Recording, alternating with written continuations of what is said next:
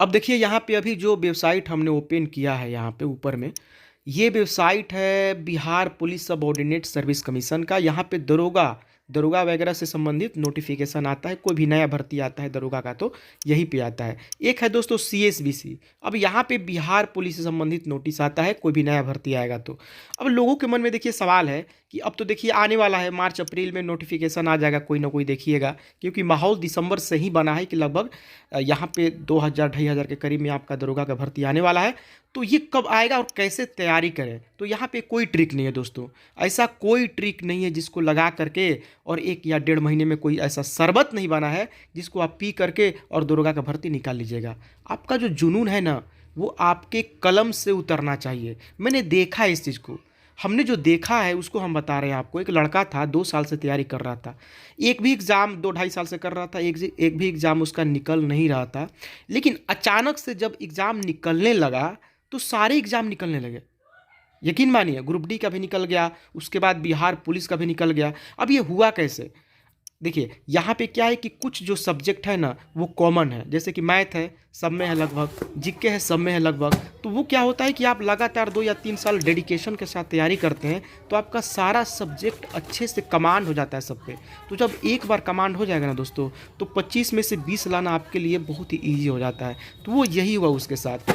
तो वो करता क्या था, लूसेंट वगैरह, प्रतियोगिता दर्पण, वो सारी चीज़ें पढ़ता था और साथ में नोट्स बना करके रखता था। देखिए नोट्स बनाता था तो जो भी जीके वगैरह पढ़ता था तो उसमें लिख देता था ताकि दोबारा उसको पढ़ सके और अच्छे से याद हो जाए। क्योंकि एक बार में आपने कोई चीज़ पढ़ा तो ज़रूरी नहीं है कि 10 दिन के बाद वो याद रहे न रहे। आपने मान लीजिए कोई नया बुक फिर खरीद लिया, पुराने को फेंक दिया, तो पुराना वाला भूल भी सकता है। और जो इम्पोर्टेंट है, जो लगता है कि महत्वपूर्ण है, उसको आप किसी कॉपी में लिख दीजिए। अब जीके का एक कॉपी बना लीजिए, एक मोटा सा कॉपी बना लीजिए, उसमें सारा जीके आप लिखिए, वो जीके जो आप याद कर रहे हैं, और बार बार रिपीट कीजिए। रिपीट करने से ही अच्छे से याद होता है, नहीं तो वो भूल जाता है। एक बार किसी चीज़ को पढ़ के छोड़ दीजिएगा ना दोस्तों, तो वो 15 दिन 20 दिन 25 दिन के बाद दिमाग से निकल जाता है और लगातार आपको अपडेट रहना पड़ता है, दिमाग को अपडेट करना पड़ता है। तो वो यही करता था, हर चीज़ का एक अलग कॉपी बनाता था। जीके का अलग, मैथ का अलग हो गया, करंट अफेयर का अलग हो गया। तो ये बार बार रिपीट भी करता था, 10 दिन पे बार बार देख लेता था दोबारा। तो दोबारा देखने की वजह से ना मजबूत हो गया, और मजबूत हो गया, लगातार 2-3 एग्जाम वो क्रैक कर लिया। तो ये ट्रिक बहुत ही काम करता है। अब कोई लड़का बोल दिया, आपका दोस्त बोल दिया कि एक नया किताब आया मार्केट में, एकदम लड़ जाएगा, 100 में से 90 लड़ेगा। जरूरी नहीं दोस्तों, उतना सारा बुक रखने का कोई ज़रूरत नहीं है। अलमारी पूरा किताबों से भरा है और पता चलेगा कभी इसमें से पढ़ रहे हैं, कभी उसमें से पढ़ रहे हैं, कभी उसमें से पढ़ रहे हैं।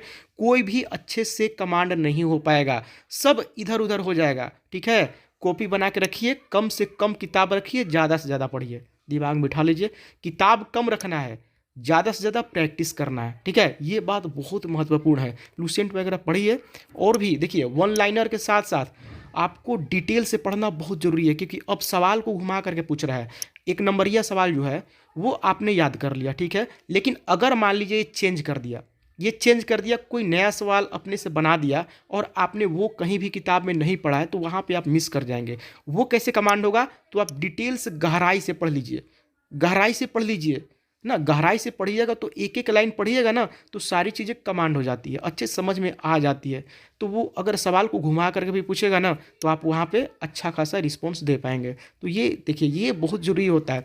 तो डिटेल से भी पढ़ना है, एनसीईआरटी का बुक पढ़ लीजिए 6 क्लास से लेकर के 10 क्लास तक, प्लस में लूसेंट वगैरह हो गया। करंट अफेयर भी आपको कमांड करके रखना है, कॉपी बना करके रखिए जो जो आपको इंपॉर्टेंट लगता है, और गहराई से पढ़िए, तब जा करके उसके बाद क्या होगा ना कि एक बार कोई एग्जाम निकल गया ना, उसके बाद 2-3-4 एग्जाम आसानी से बाद में आपको निकल जाएगा। मैथ में क्या है कि मैथ में कॉमन है, जैसे कि एक बार अंकगणित आपने अच्छे से पढ़ लिया, तो फिर वो आपको ग्रुप डी में भी काम करेगा, एमटीएस में भी काम करेगा, सीएचएसएल में भी काम करेगा। तो ये सारी चीज़ें हैं।